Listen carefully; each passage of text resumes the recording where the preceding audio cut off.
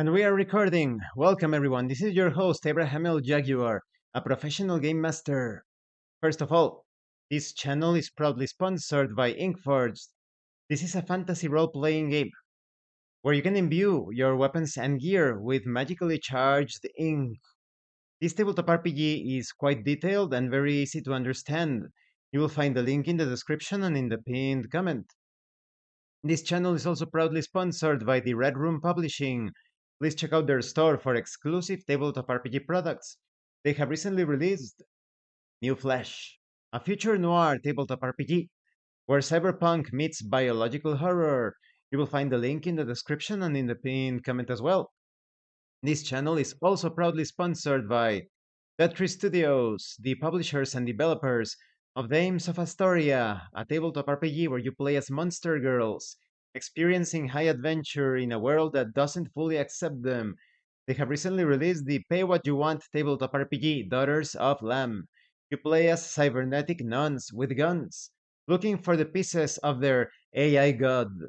You will find it in their website. The links will be in the description and in the pinned comment. Now let me maximize myself. Mm, maximize. All right. Tonight I'm going to talk about fetch quests in tabletop RPGs and in video game RPGs. Fetch quests, in my opinion, are some of the most hit or miss, and more miss than hit when it comes to presenting an enjoyable experience. When we play tabletop RPGs and video games, we want to enjoy something that is not related to chores in real life, to things that you have to do and you don't want to do. So oftentimes these fetch quests feel like that. And I think there are some things, some similarities between video game and tabletop RPG fetch quests, some things that you can do to improve the fetch quest experience. When it comes to the mundane nature of many of those fetch quests, it is sometimes quite awful when they tell you something like, "I need you to bring to bring me that package that is in that building," and you have to go to the building and you recover the package and you bring it to the other guy. Sometimes it feels like a postal or parcel delivery service, right? Or I need you to go to the cave to pick up some mushrooms, and then you go to the cave and you pick up the mushrooms and you bring them back. So it's awful. It feels like some sort of chore, right? So there are some things that you can do to remedy this. If it has to be something very mundane, might as well not even bring it up or handling it like very fast. You don't have to describe the entire journey. In the case of tabletop RPGs, I go to the cave and collect the mushrooms. Right? There you go. As simple as that. Fast travel in tabletop RPGs. When it comes to video games, don't do it. Don't use those fetch quests. They are so boring. Incredibly boring. That is, if you're a developer, do not, or designer, video game designer, do not do not use those mundane fetch quests.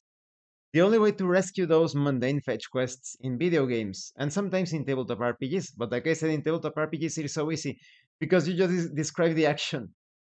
And if something noteworthy happens during the journey, if you describe, I go to the cave to collect the mushrooms, and the game master could tell you, as you enter the cave, you hear the sound of maniacal laughter from inside. Creepy, right? Suddenly, that mundane fetch quest chore like endeavor becomes something else, something potentially dangerous, perhaps. In video games, it should be handled like that. If they send you, oh, I need you to collect mushrooms to the cave, make sure that something unusual happens.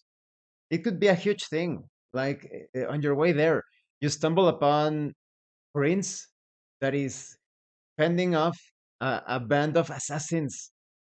Maybe you decide to help the prince. Maybe you hide and they end up killing the prince. Maybe you rescue the prince. Whatever happens, it's the adventure seed. Now the plot thickens. Why they were they trying to kill the prince? Was the prince good? What if it was an evil prince and those assassins were sent to make sure? that his evil bloodline wouldn't continue or something, right? You can play around with those elements. So both in tabletop RPGs and in video games, if there is a mundane nature to fetch quests, make sure you apply that.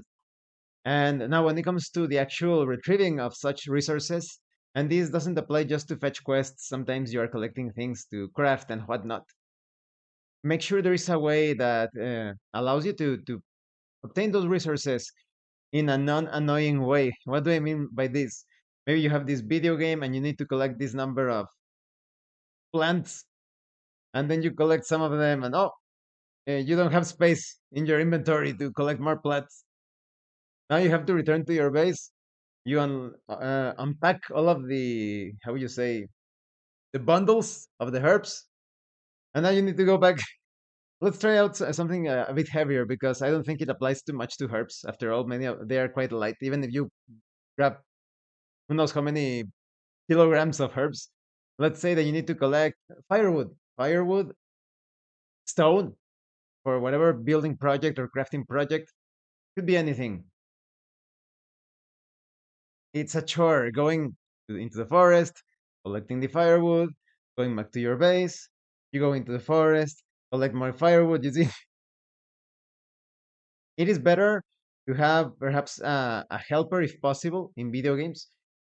Like, depending on the setting, it could be a robot in science fiction, it could be a golem in fantasy or science fantasy, maybe a creature that you summon that perhaps you can give the resources to that creature, and the creature takes those resources back to the cabin hole. You keep on collecting, and then you don't need to go back and forth between the place and the base and the place and the base. And like I said, in tabletop RPGs, it is so much easier because you can describe the entire thing. There is this fast travel aspect to things. You can simply describe, I go into the woods and collect the firewood, right? And like I said, if something happens during the journey, the game master will inform you. And make sure that you present stimulating challenges. You could have fetch quests or perhaps even escort quests that the players need to come up with interesting solutions.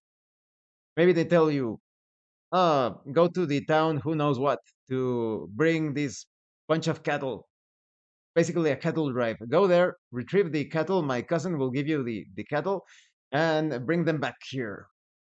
You do that, but when you return, you realize that now the part that you have walked through, now it started to rain, or there was like this flash flood, and there is this raging river going through, or water at a very violent pace flowing. And now you need to figure out a creative way. If you perhaps time is of the essence, perhaps there are bandits in the area, cattle thieves, and that are willing to attack you and take away the cattle. You cannot delay too long. So, would you look for another way around? Could you look for another way around?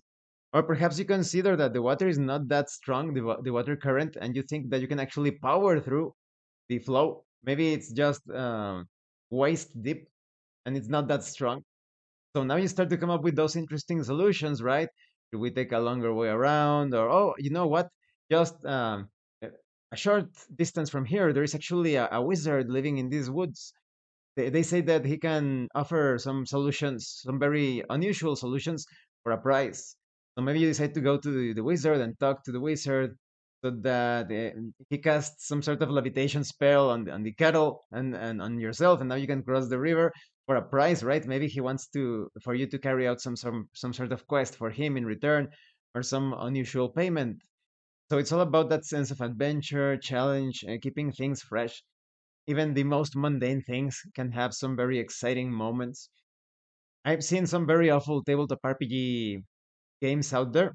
In the case of video games, you are all familiar with those situation scenarios. Like I said, I need you to fetch me the book from the library, and you go to the library. Do you have this book here? Here is the book, and you go back to the. How boring, right? And in tabletop RPGs, don't have the player characters do like handyman janitorial work unless you're going to skip it very quickly. Like I said, I do this. I go into this place and do that. Unless you're handling it like that, I've seen some awful tabletop RPG sessions where they describe the entire almost janitorial process. Oh, you have heard of a spaceship that has been wrecked in this area of the plains, and you need to go there and repair, carry out your repairs and see if you can salvage something. And then you go to the spaceship. How exciting, right? Going to the spaceship. You see the spaceship and it is ruined. And they describe how they go inside. They go inside and check the damage. And check the damage. And they can carry out repairs.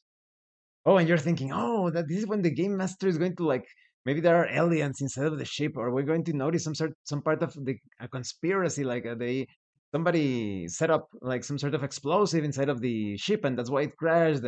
No, no, the mundane damage and nothing out of the ordinary. And oh, there was this explosion, and now your character took this amount of damage, and that's it. That is it. I'm not joking. There was actually a session as lame as that. If you have a sci-fi setting and you have a crashed ship, you better make them sure that something unusual is going to happen when the players are part of this mechanic or janitor team or whatever, and they go to salvage, repair, clean up, whatever the spaceship. You better make them sure that something unusual and exciting is going to happen, because otherwise you're having them do mundane jobs, boring chore-like activities. So yes, whether it be video games or tabletop RPGs, in the case of tabletop RPGs, as a game master, make sure you apply these tips. Keep those things exciting. Don't make fetch quests. Just go there, pick up this, bring it back. Something happens along the way. It could even be something very subtle. Maybe you are tasked with hunting rabbits. There is you need food. There is a shortage of food. You need to hunt some rabbits. But along the way, you find an unusual arrowhead. It's made out of metal, but it is shining with this green light. Where did it come from? Can you use it? Should you use it? Should you take it with you? What if it's cursed, right? It gets you thinking about those things. Make sure that there is that detail, or like I said, something on a grander scale during your journey to collect this or that. You stumble upon this or some other thing that perhaps has a greater impact upon the entire kingdom. Who knows? Or even if it's local, and even within the mundane nature of such quests. For example, in Hardmaster, there are a few modules where the Hardmaster is quite not exactly low fantasy, but with a sorry, with a tendency towards low fantasy. That is, it's not that high fantasy, high over the top. There are some fantastical fantasy elements, but for the most part, it is very realistic. And there are some journeys to these places to do some very mundane things, but you encounter dangerous people, murderers.